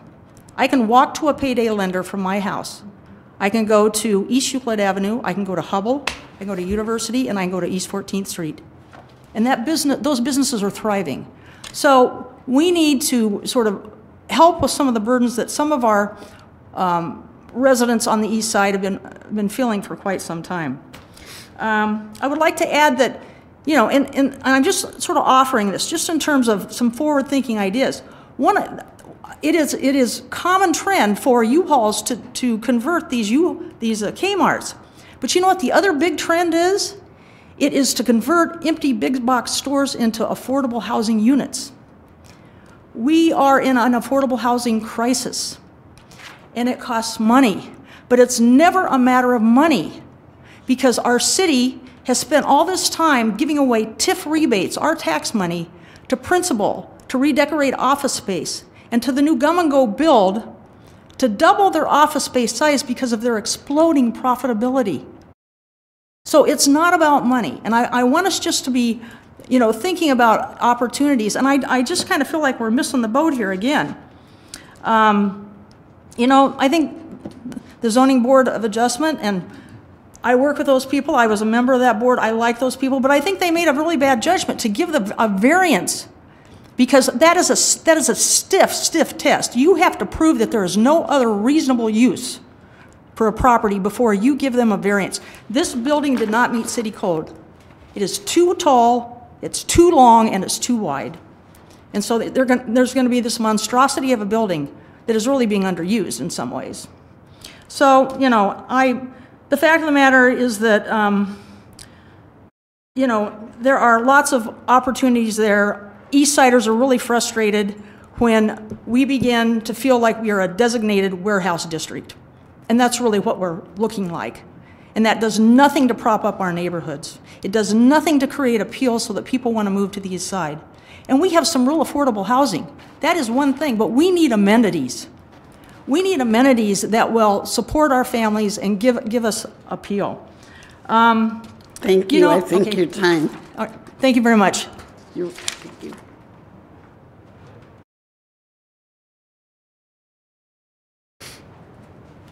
Hi, good evening. My name is Heather Ryan. My address is 1253 East 37th Court, Des Moines. And I come from a unique perspective, not so different from my fellow East Siders, but recently we had a storage facility on East University ask for a zoning, it had a zoning issue, and they wanted to be rezoned so that they can encroach into our neighborhood further, into the Grayswoods Neighborhood Association. And they assured us that it would be aesthetically pleasing to our neighborhood. And I can assure you it is not. It was not then, it is not now. And then the Dolls went under, and then a storage unit went into the Dolls. And then over there on East 20, right off of East 235, a new storage unit has just gone up where a factory used to be. And over right off of, Easton, there's another storage unit. Really, the question is, how many storage units do we need on the East Side before we say, it's really not that aesthetically pleasing? And then for someone to say, well, I want this adjustment, I don't want to make it as aesthetically pleasing as you're asking us to, I think that it's the very least they could do is to try and make it at least the basic minimum that Des Moines is asking them to do. So Des Moines saying they need to put up this many trees and this many shrubs and this much green space, I think it's the very least, since we are hollowing out and creating a food desert and a retail desert and no affordable housing on the east side. It's the very, very minimum they can do. And I speak from a place of experience because our neighborhood is now a storage unit area. It's no longer just a single family home area. So it feels strongly as an East Sider, and I agree with Cherie that we're very frustrated. It feels strongly that the only affordable housing Des Moines is willing to invest in the East Side is storage units, as if we're supposed to maybe live in said storage units, because that's really how it's coming off. We have so many storage units. I don't even know if they're full, to be honest, because I don't know how you could fill all those units with stuff, because there's so many. So I hope that you will reconsider. This is an enormous space, also a place where I come from. I worked at that Kmart as a merchandiser for 2 years before they closed. It is a hot rockin' mess. It needs so much upgrade. The roof leaks, the floors are from the 1970s, the upstairs is wooden. I mean, they never even redid any of that. It's never been redesigned, never been updated at all. It's exactly like it was when I was a child. It has not been updated at all. So for them to say they're just gonna make some minor improvements is just disingenuous at best. So I hope that you'll reconsider his requests for variances, but it's not reasonable. It's not aesthetically pleasing, and it's the very minimum they could do is to do the absolute minimum to at least try to make it look less like an industrial warehouse area. Thank you. Thank you.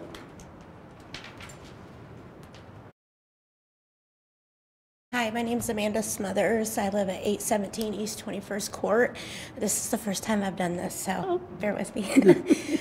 I know a lot of my friends and family all grew up on the east side. We appreciate, spending our money on the east side. I know for me, I was devastated when Kmart closed because now I have to go all the way to Altoona. I hate to drive to Altoona. It's for simple things, just a bag of dog food or something. Now I gotta drive how many miles for just one simple item. I would rather have like retail or a gas station, or not even a gas station, like a grocery store or something in that besides a storage unit. I think that's an eyesore. I would rather have something on that side of town where my kids can go work instead of having to travel to Altoona, Ankeny, somewhere else, so that it's walking distance for them to learn independence, especially if, they're a non-driver. I know a lot of people in that area catch metro buses. How is somebody walking in a big U-Haul going to see somebody walking? That's my biggest concern, especially when there's teach out there. You see a lot of children walking to teach out. I just would rather see something else go in there than a U-Haul place, especially when less than a mile you have the old dolls.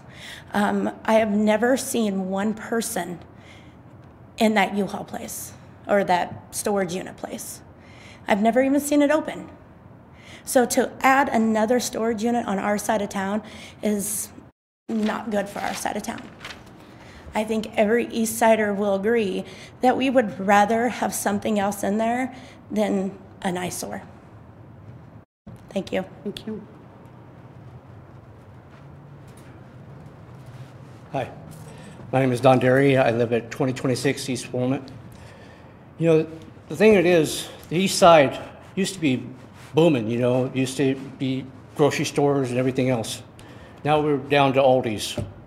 I'm tired of driving 2 or 3 miles or better, however long, ways it is to travel to the grocery store, And only thing we get on the east side, I don't know if you guys are paying attention, the only thing we get is car lots, auto parts stores, and liquor stores. Why is that? That's the only thing we get on the east side. Correct me if I'm wrong. Why is that? People need to take notice, things that we need on the east side, like the old pharmacy on Ward's Pharmacy. It's been sitting empty for a long time. It could be turned into like a ice cream parlor or something, for kids. Come on. You know, that's why we got a high crime area on the east side. We got meth going on, we got all these, you know, drug activities, people stealing, everything else going on the east side. Nobody takes notice of that. I don't know if they do, they've never seen it, you know. People just don't care anymore, you know. I like to see, you know, my kids actually go to, you know, walk in the teach out. My daughter goes there a lot, okay? You know, say one day my daughter goes to walk in the U-Haul, you know, and the U-Haul hits her. You guys gonna be liable for that? Who's gonna be liable if my daughter gets hit by a U-Haul or something? You know, I'm puzzled, you know. What can we put in a grocery store? Save-A-Lots? I don't know, Walmart or something. Those Walmart, because we got one, you know, in Pella. But anyway, the only thing we get on the east side is like, you know, like I said, you know, parts stores, you know, car lots. We got them everywhere, you know. There's too many, to be quite honest. It's right across, right there in the corner. There's a liquor store right there in the corner, right by there's a school. On the other side, right there is a fire station. I don't understand why it's that close to, you know, the school. There's a liquor store right there in the corner. It used to be,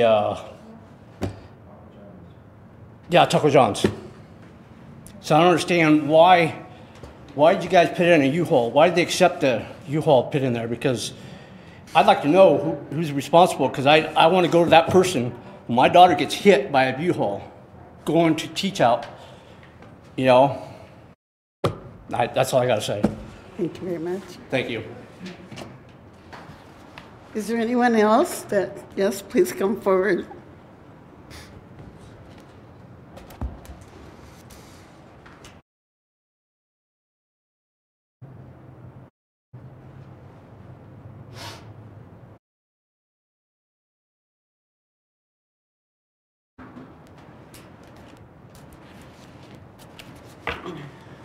Jason Carpenter, 3216 East 24th. The only thing that I have concerns about, I don't think they should get the variance for the landscaping. They should abide by city guidelines.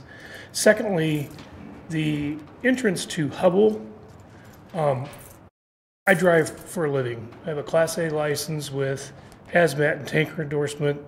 I have over 1 million miles accident-free. I have concerns with turning people loose in a large vehicle they're very unfamiliar with, and up there, like right in here, I believe is a entrance into Hubble. I think that should be blocked off. I think they should be on a less traveled, not that Easton's is not a busy street, but they need to be taken away from Hubble, because you're gonna have some accidents if somebody's turned loose with a large vehicle and trying to get into traffic and they panic, and you're gonna have a mess on your hands. I mean, if you look at Quick Trip up there on Hubble, that's just getting redone now. That's something that's been needed to be done for a long time, and your potential for that is there if you start turning people loose in vehicles that don't know what they're doing. So that's all I got to say. Thanks. Thank you. Please come forward.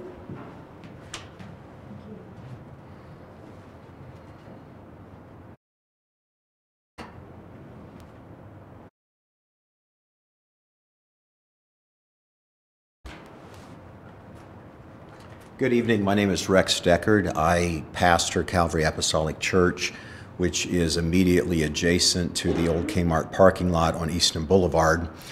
Except for Easton Boulevard, we share most of the road frontage with the old Kmart parking lot. My house is also at the back side of the church, so if I literally look out my bedroom window, I am looking at the Kmart building, and I have been there for about 20 years. So this is very near and dear to our heart because of that. Just the close proximity. We were very disappointed when the Kmart closed. It had its shortcomings, to be sure, but nonetheless it was always busy, and I think it served the east side quite well. From a church standpoint, we have sponsored a number of festivals and carnivals and flea markets, and we had farmers market there for a number of years, and we would use the Kmart parking lot because we were using the church parking lot to have the events, and these were events for the east side. We had trunk or treat, a number of things. And so, first of all, we're a little disappointed that we've lost the ability to do that with the parking. When Kmart closed, we even made a contact with the real estate agent to inquire as to what was going to happen with this building. And we were hopeful. We were like everyone else. We were hopeful for a lot of other options besides a storage unit or a U-Haul truck. And we were a little disappointed. That really wasn't what we were hoping for. We were hoping for something we thought would elevate the neighborhood. We're already concerned that next door to Gordman's, we have a lot of empty space there on Hubble on the western side. When we look at the eastern side, on the south part of Easton, Vans Auto was closed down, and we have a lot of empty space there. Then you go down Hubble past the QT, and we've got a lot of empty stuff there too. So our first thing is well, we would rather have this than have it just sit as an empty building for years. East 14th and Euclid had that up in that area for a number of years, and that never was a good situation. So we didn't want it to really sit empty, and having a U-Haul would be, I suppose, preferable to having an empty building, although that wasn't our first choice. But if it is going to be there, we wanted to meet certain standards that are going to somehow elevate the neighborhood and not just depreciate it further. We do have concerns about crime, and we concur with our neighbors on that. We've had 6 thefts in 2018 alone on our church property. We have had shootings that have occurred in front of our church, between our church and Kmart, a couple of times this year. And I actually ran out of the church for one of the shootings that was taking place there, and to try to mediate, probably not the smartest idea. But so we are concerned about our neighborhood, and we want to see it elevated rather than brought down. So I'm not completely opposed to this. I'm somewhat disappointed, but I'm not completely opposed.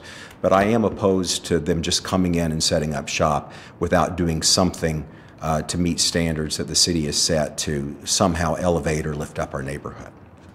I'm kind of curious, you said you met with the real estate developer, I think, for that area. Did they indicate at all that there was any other development proposals? It actually was not this real estate company. It was another commercial one. Denny Elwell, I think, was the company. And we were just making inquiries because the church even had some interest in looking at the property if we could got it at a good price and then done something with the property for the neighborhood.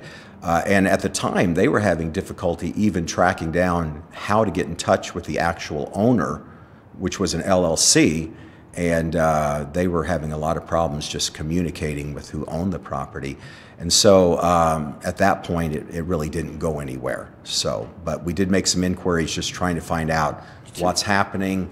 Can we get involved in any way to try to, we were even thinking of reaching out to different entities, trying to encourage them to locate in our neighborhood. And I agree, when you have to drive to Ankeny or West Des Moines or Altoona for a lot of basic things, I think there's a great marketing opportunity for somebody there on the east side. There are a lot of people, and they have money to spend, just like everybody else. They're just spending it in other neighborhoods. So we were hoping maybe to even reach out to some entities, but we never really, going through that commercial realtor, we were never even really able to track down who had the property. So, thank you. Thank you. Anyone else? Come forward, please.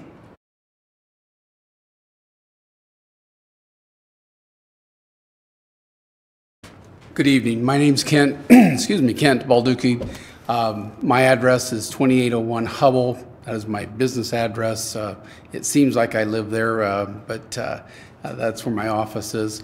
And it seems that while there's a lot of folks that are clearly disappointed that a warehouse facility is going in here, I think the wants and desires of other businesses at this point is relatively moot. Moving forward, looking at the plan that's proposed, I would ask the board to deny a variance on the landscaping variance request. And the reason being, if we look at the photo of the site, what's shown is a strip around there proposed of roughly 5 feet. And to put that in perspective, that's slightly wider than a sheet of plywood. What the city planners have proposed is a 20-foot buffer. I think you should keep in mind that, of course, Kmart was built in the 60s. standards have changed as far as landscaping and grading in neighborhoods. But if you keep in mind, as many of the folks have expressed here tonight, this is right in the middle of a neighborhood. You go slightly one direction or another, and you're in people's homes, whether it's up Easton, East 27th Street, a little further towards the school, all those things. And for that reason, it's important to take into consideration the neighborhood and the vitality of the neighborhood, to allow this facility to go in without the softening landscaping as proposed by your city planners is wrong. It's wrong. Yes, it would be nice to have some retail things in there, some recreational things, but obviously that's not tonight. That is not the point of tonight's hearing. We're talking about this variance. And so it's very important to keep that 20-foot buffer. That is not asking too much. It is not asking too much. It changes from the standard when the Kmart was built, but it's the least that can be done for the folks in our neighborhood. It's the least that can be done to make that attractive, to give it a street appeal or curb appeal, whether you're coming up Easton or you're going up Hubble. As most of you probably know, Hubble is being redeveloped and improved from one end to the other, and that's fantastic. And it provides a wealth of opportunity. But we can't leave this neighborhood in the wake and leave it behind.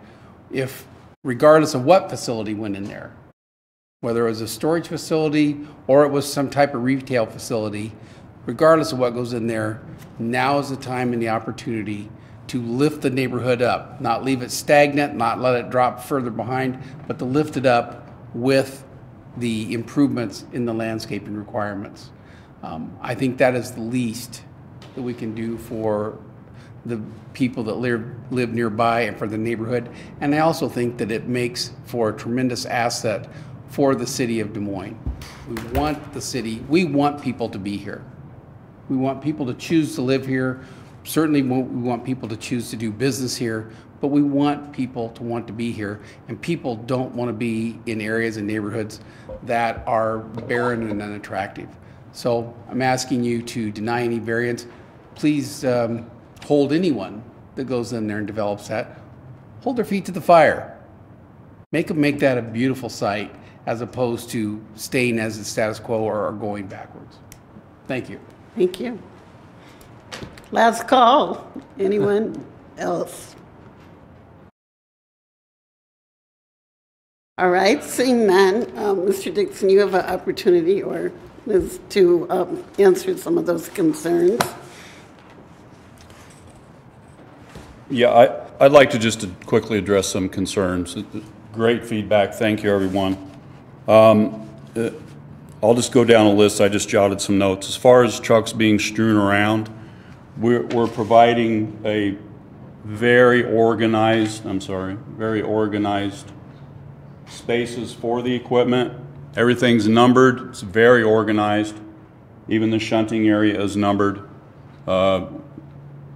It is a little disorganized now because of the snow and ice and everything, but when this is laid out and striped and landscaped, it will look very neat and orderly. As far as other opportunities that could have went in the building, I can appreciate that. I found it very easily. I personally contacted the owner. His name is Richard Ridloff, very nice gentleman, lives in Florida, and the rest is history. We now own the building.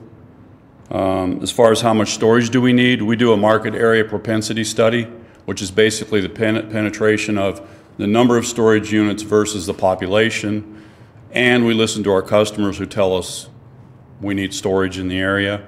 We don't feel that the penetration for storage has met its peak yet. The building is actually in pretty good shape. The roof is good. It does not leak. It was replaced about 15 years ago. We're going to have a substantial investment here. No secret. We're spending almost $4 million on the building just to buy it. We're going to probably put all said and done, another $2 million in it. So this is a substantial investment. We're taking it very seriously. It's going to be a beautiful building. Everybody knows what it looks like now. I think it's going to be a beautiful product. As far as upgrades to make it more safe, I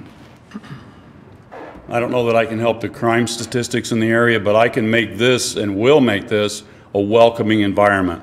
All of that exterior lighting will be replaced, energy efficient LED lighting. Every parking lot light will work. It will be safe, it'll be welcoming. No one will be afraid to go through there. As far as the safety for the children, I get that. I have grandchildren, I fully understand.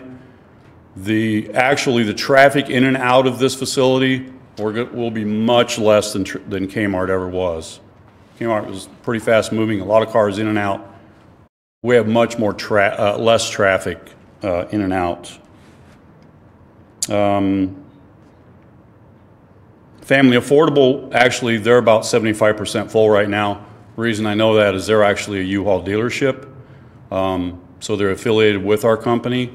They just rent a couple of trucks to their customers. And so we're in a business relationship with them. So they're doing very well.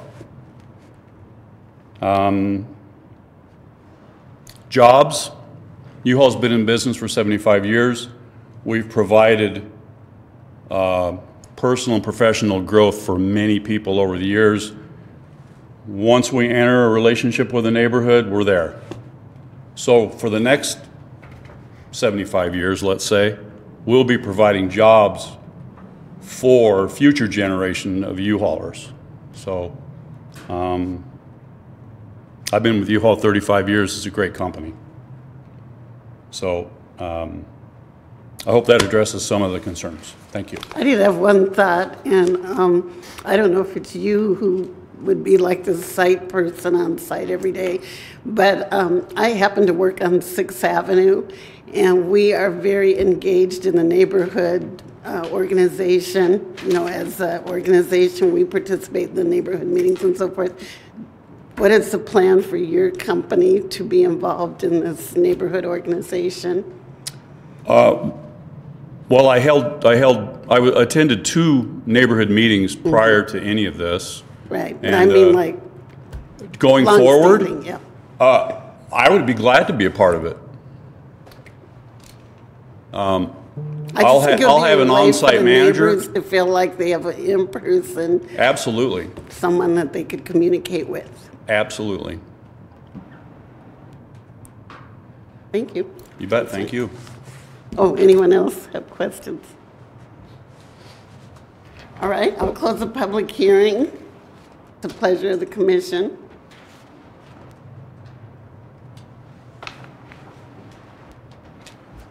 Jack, go. Well, I was going to make a comment.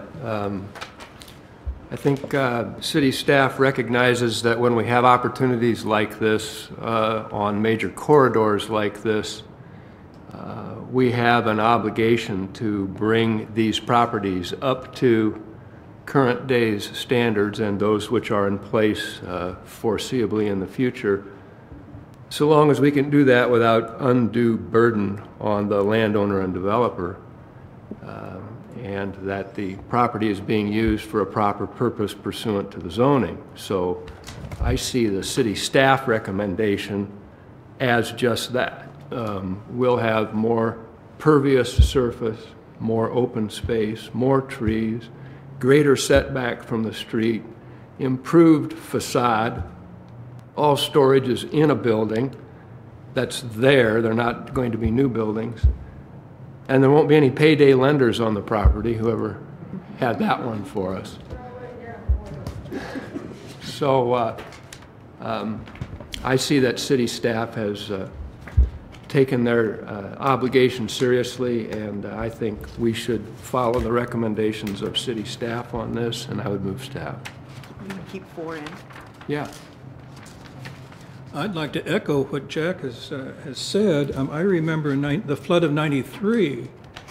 You remember the flood of '93? Yeah, we remember the flood of '93 and what happened there. I would think that the property owner or the tenant would be happy to have more pervious areas as a protection and a security. So I think that would be a benefit for the new occupant. And I don't see that the planning administrator is going to unduly be ripping up pavement here. There's a certain amount that's necessary, and I'm sure you'll be reasonable, Michael. Any other comments? Greg, I thought you might have had some. Jack beat me to it. You echo. So the motion on the floor, was that a formal motion, Jack? I'm sorry. That was, okay. I did move staff. So the motion would be as follows, that we would approve the denial of the request to waive the open space and parking lot, and then in addition, approve items 1 through 7 as recommended by staff. All of those in favor, please signify by raising your hand.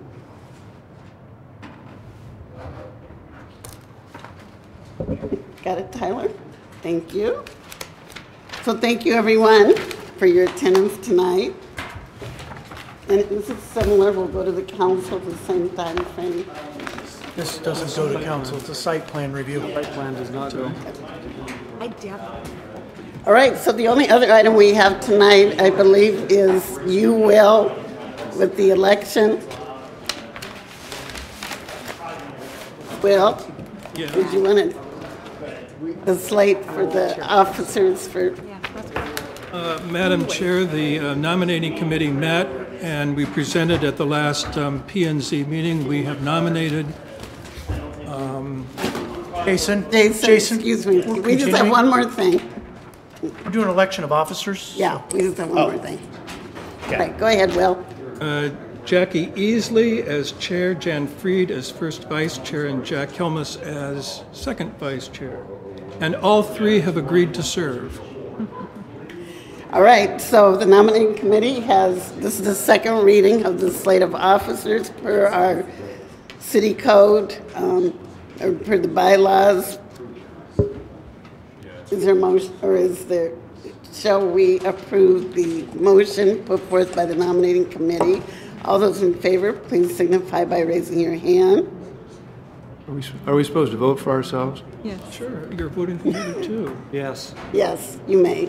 I mean, I think even the president gets to vote for himself. So. You're voting for the others. Thank you so much. Look forward to working with you all again. Any reports from the staff? Yeah, Madam Chair, members of the commission, just one brief thing. On Monday, staff did make a presentation to the city council on an update of where we're at on the zoning ordinance. And basically, we have a revised draft back from the consultant that we're going through to make sure that they made the changes that we asked them to based on the 300 some or more comments that we got through the public review process on the previous draft.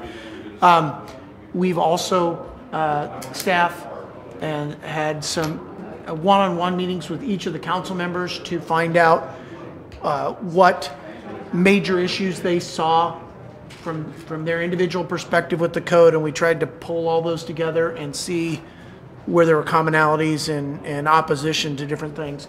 So one of the items that we had a list of items that we worked on.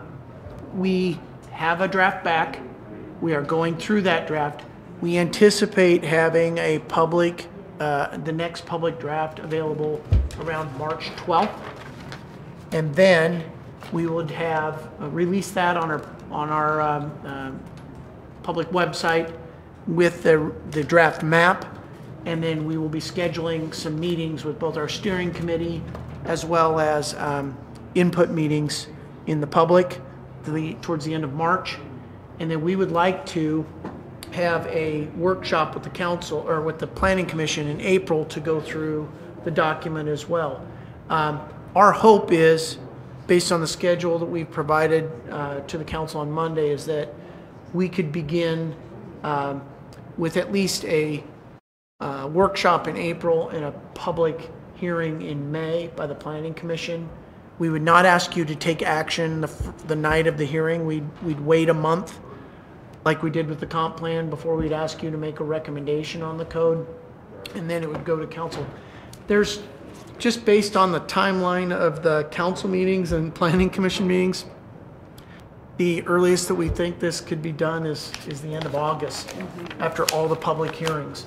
So if you hear concerns that there's not enough time to comment throughout this, there will be multiple opportunities for people to comment.